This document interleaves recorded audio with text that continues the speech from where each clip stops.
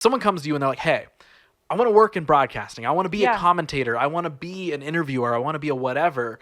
What's your main points of go-to of like how they can get started and get involved in that? Yeah. So students reach out to me all the time on Instagram or, even if I see them in person at the games. And I love it because I was that student that was reaching out to people and looking for help. So if any students are listening, you can always reach out to me, but get well connected early on. Like I said, I established connections where I've maintained these long-standing connections to where each thing helped lead me to the next spot. And that's my number one piece of advice. Start getting involved early on so you can meet people and network with people and learn.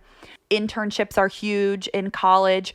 If I wanted to get my foot in the door somewhere, I worked in unpaid internships. So don't be afraid to do things that aren't perfect. I would also say what I've said earlier is there's no one path to finding success in the sports world, to being a broadcaster, to being a journalist.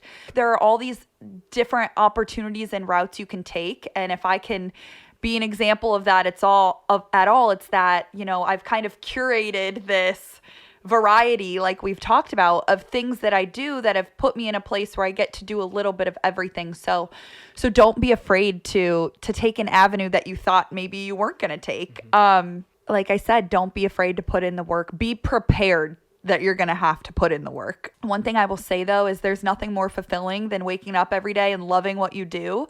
So don't give up. If this is a dream you have in your heart, this was a dream that I had, to be a journalist and to be a broadcaster and to work in sports. And it's a dream that I wasn't ever willing to give up on. So if you feel that way, then don't give up, because it's worth it to wake up every day, to feel so fulfilled, to feel so happy with where you're at. You're doing something that you love and it shows. I think then it makes the journey all worth it. So if it's a dream that you have, don't give up on it.